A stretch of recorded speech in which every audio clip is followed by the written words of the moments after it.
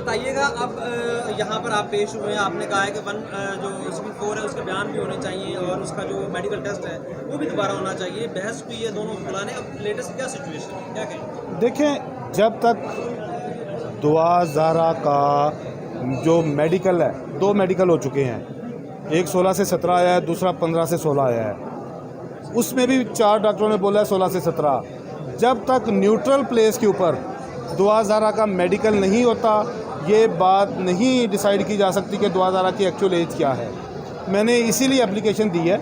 अब देखें जो भी मेरिट पे फैसला होगा। तो अब जो दूसरे वकील हैं वो चाह रहे हैं कि आपके जो बयान है वो भी रिकॉर्ड नहीं हो। मजिस्ट्रेट साहब भी कह रहे हैं कि उसकी ज़रूरत नहीं है, बयान आप पहले रिकॉर्ड करवा चुके हैं। जी, हमारी 164 की स्टेटमेंट पहले रिकॉर्ड हुई थी, लेकिन उसके बाद डेवलपमेंट बहुत हुई हैं। पुरानी सेक्शन को ख़त्म किया जा रहा है, नई सेक्शन ऐड की जा रही है। जब कोई भी नई काज ऑफ एक्शन आ जाए तो ये एक्यूज़ को या जो विक्टिम है उसका हक होता है कि उसके ऊपर अपना वर्शन दे।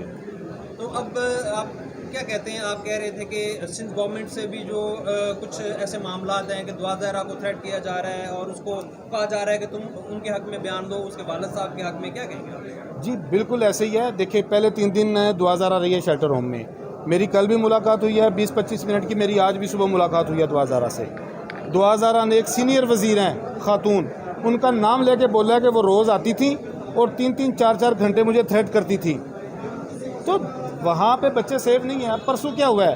परसों जो ज़हीर अहमद है वो कोर्ट से, सिटी कोर्ट से निकला है और उसको हरासा किया गया वहाँ पे डिफरेंट लोगों की तरफ से। जत्थे बना के लोग वहाँ पे गए हुए थे। थाने में एप्लीकेशन देने गया, इन्फ्लुएंस देख लें मेहदी काज़मी साहब का। थाने में एप्लीकेशन देने गया, थाने वालों ने एप्लीकेशन नहीं ली। उसके ऊपर मजबूरन हमें कल फिर हाई कोर्ट में जाना पड़ा है हरासमेंट की रिट में। तो सिंध में इन बच्चों की लाइफ सेव नहीं है। अभी दुआ आएगी, बेशक आप उससे मौक़िफ़ भी लें। वो यही बच्ची आपको बताएगी कि वो जो हेयरिंग्स पे भी जाती थी वहाँ पे उनको क्या मुश्किलात सामना करना पड़ता था। मैं तो यही कहूँगा, एट द एंड यही कहूँगा कि ये कोई केस नहीं बनता।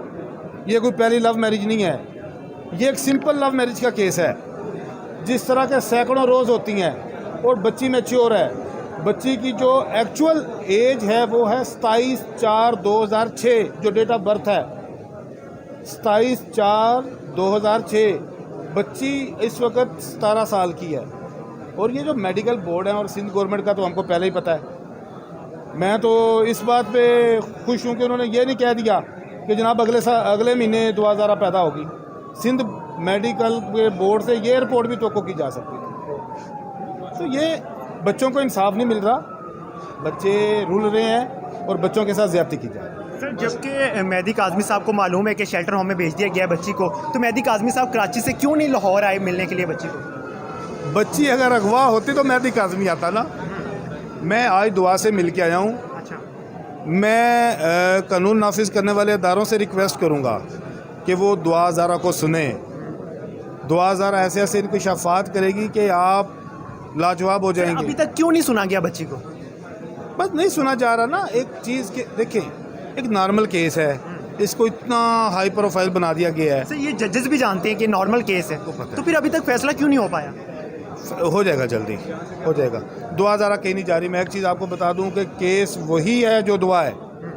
जो दुआ ज़ारा ने कहना है वही होना है। दुआ जेन्युइन 17 साल की है, ठीक है, और उसके अलावा जेन्युइन इसको दुआ को ना किसी ने अगवा किया है। सर, आज जो एप्लीकेशन दी गई है उस हवाले से क्या फैसला आएगा?